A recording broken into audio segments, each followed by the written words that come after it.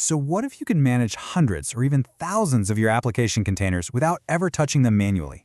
I mean, imagine a system that automatically handles failures, scales up or down with demand, and updates itself, all with zero downtime.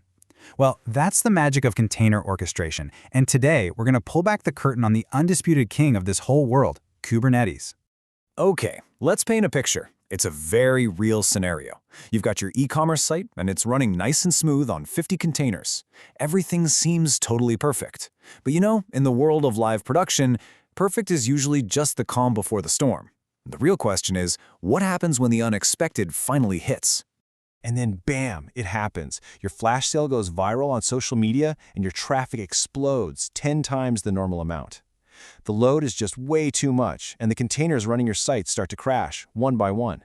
The site slows to a crawl, errors are popping up everywhere, and your support channels are just blowing up with angry users. This is pretty much the nightmare scenario for any team. So what do? I mean, are you going to frantically try to spin up new containers yourself? Manually restart everything that's failed? No way, it's just not possible. By the time you even react, the damage is already done. We're talking lost revenue and really frustrated customers. Manual fixes are just too slow and way too unreliable when you're operating at scale. You absolutely need a better way. And this is exactly where our solution comes into the picture: container orchestration. I want you to think of it like an automated captain for your container ship. It's expertly navigating the stormy seas of production traffic and random failures, all without even breaking a sweat. So at its core, container orchestration is really just the automated process of handling the entire life cycle of your containers. And this isn't just about, starting them up.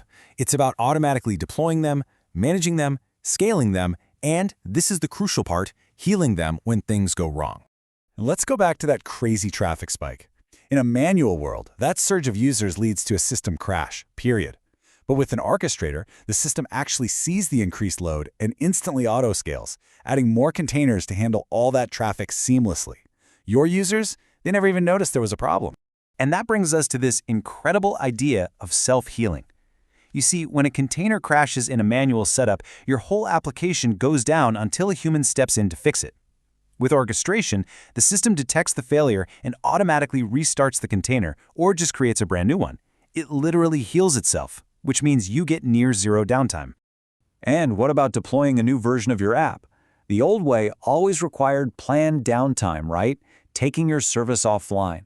Well, orchestration gives us zero downtime rolling updates, where new containers are gradually rolled out to replace the old ones without any interruption to the user at all. It's a complete game changer for continuous delivery. So, if orchestration is the strategy, then what's the tool? Well, the undisputed industry standard is Kubernetes. This platform, which was originally built by Google, is the absolute powerhouse behind this whole cloud-native revolution. Honestly, the best way to think of it is as the central brain that's intelligently commanding your entire fleet of containers. Now, to really appreciate how powerful this thing is, we need to pop the hood and take a look inside. So let's explore the fundamental architecture of a Kubernetes cluster. It's actually pretty logical once you break it down into its two main parts. First up, we have the control plane. You might also hear this called the master node. This really is the brain of the whole operation. It makes all the big global decisions about the cluster, things like scheduling and responding to events, and it's responsible for making sure the desired state of your entire system is always maintained. Now, this brain has a few key parts. The API server is basically the front door. It's how you and all the other parts of the system talk to the cluster. Then there's the scheduler, which is kind of like a logistics manager, intelligently finding the best machine or node to run your application on. The controller manager is like this vigilant watchdog, constantly checking if what's actually running matches the state you asked for. And finally, you have etcd. That's the cluster's memory, a super reliable database that stores all the configuration and state data. So if the control plane is the brain, then the worker nodes, well, they're the muscle. These are the actual servers, whether they're virtual or physical, where your containers get deployed and your applications actually run. They're the ones doing all the heavy lifting. Each one of these worker nodes has its own set of essential components. The kubelet is an agent that talks back to the control plane and makes sure the right containers are running on its machine.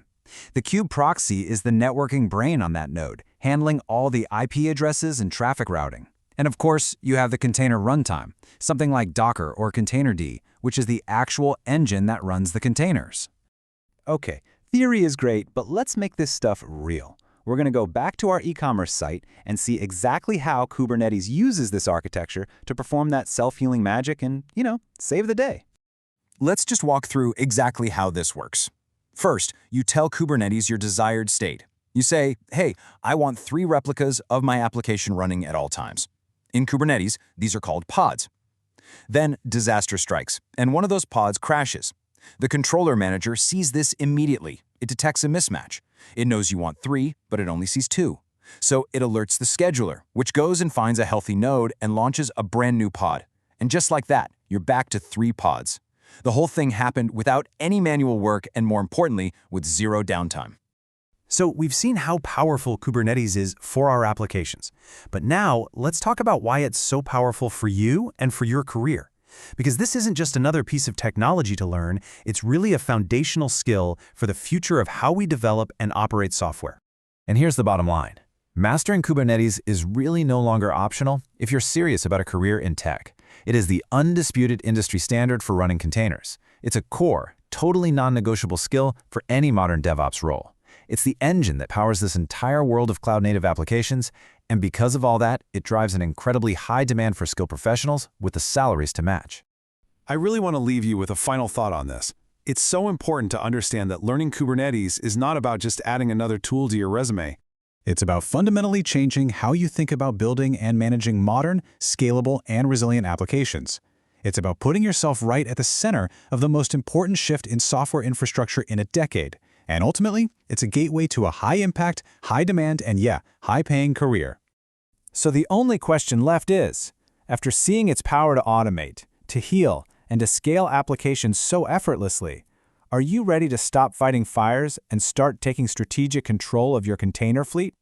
Hey, if this explainer helped you get a better handle on the world of Kubernetes, do us a huge favor and hit that like button, share it with someone else who might find it useful, and of course, subscribe for more deep dives into the technologies that are shaping our future. Thanks for